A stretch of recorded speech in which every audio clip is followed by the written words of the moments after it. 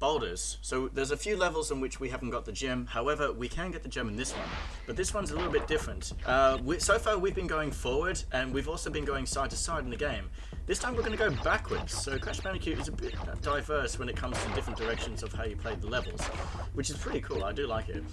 And I used to be really good at this, and now with the practice playthroughs I've had a few days ago, I've lost quite a bit of lives here. I mean, it's been a while since I played this game, granted. It's just, it shouldn't be this difficult.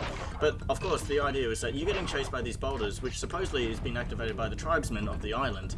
And you see, the boulder is actually going to be, it's faster than Crash Bandicoot. You might think you have the you're up ahead, but the boulder is actually getting pretty close, and you will get flattened even if you still maintain a bit of distance.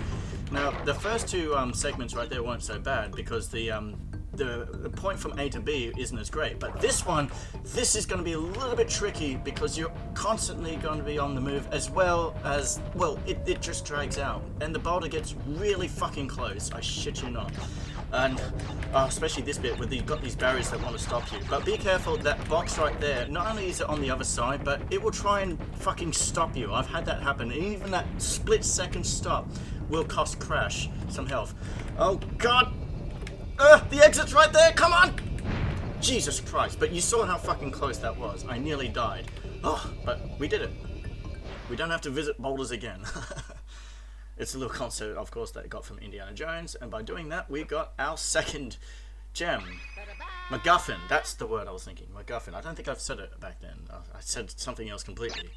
Alright, so you've noticed as well, we've got 32 levels. There's not going to be 32 levels where it comes to breaking crates. There are also boss levels. A level has a boss.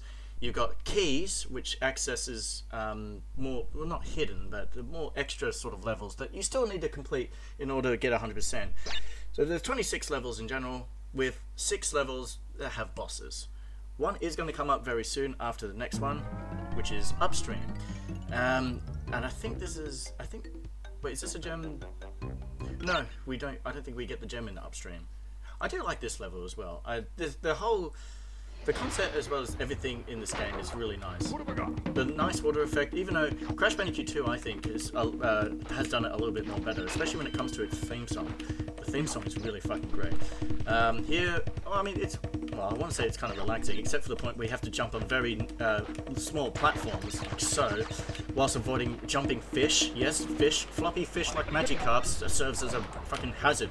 God damn it, I nearly fucking, nearly lost a life right there. Well, I mean, okay, Crash Bandicoot is without the Aku Aku mask, he's a one-hit wonder. So anything that touches him, he dies. Unless if he has Aku Aku, which right now I can take two hits before I actually bite the dust. You don't want to do that, of course. You want to hold on to your Aku Aku, just like so. I just went through that and just decimated everything within the beginning of the stage of Upstream. Oh, but the theme song in Crash Bandicoot is so fucking great. I love it. And watch out for these Venus flytraps. The blue ones will snap whenever they want to, within a certain pattern, but the green ones will snap as soon as you land on them. Bit of a waiting game. There we go. We've got Torna. And for the record, no, your invincibility is cancelled out when you're in the bonus, because you don't really need to become invincible in this in these stages. There's no enemies you have to worry about, just boxes. Well, your biggest hazard really is that you can fall, and again, you don't lose a life. You just miss your opportunity by getting more lives or Wumpas as such. And the bonuses tend to stretch out, and when you get to the end right here, you normally get 2 points of health right there. Oh, I should mention, here is another point where you save. Even if you don't walk up to Torna, as she stayed looking at the ground, she sees like some sort of penny on the ground, the game will still save. It still counts, of course, you don't have to worry about that. But yeah, fuck these password systems. And the passwords are long in this game. It's obnoxious. I just, no. I would also point out that I aim to try and finish this in one session, which I have done once. I have died, of course, a few times, but, you know, that's to be expected, I guess. Even though when I played Rayman in the my previous Let's Play, every world I took, I signed off. But I actually want to see if I can finish this whole game in one go. There is going to be parts that I'm going to be cutting out. Perhaps one part per level or something like that. I still have yet to decide how I'm going to work it out. Anyway, there's 3 boxes, and this is a real dickish thing, is that you saw the gem in the end. Once you get that specific colored gem, you make your way back on upstream, and then when you hop onto those gem platforms, you get to that area where those boxes are, and it's only just a small handful of them, from 1 to 3. It kind of pisses you off that you go back just for 3 fucking boxes. Alright, well, enough that. We are going to come across our first boss, Papu Papu, who is basically just in the way. He's got nothing to do with Dr. Cortex. He's just this big fat ass sitting on his wooden throne. Kind of getting Moana vibes of this. Well, I'm sure everyone did when they played the Insane Trilogy. He's a real piss-easy boss. When he attacks like so, you jump on his head. Although, when he's flashing like that, that's his invincibility frames. And then this is basically his general attack. He's going to spin his stuff around.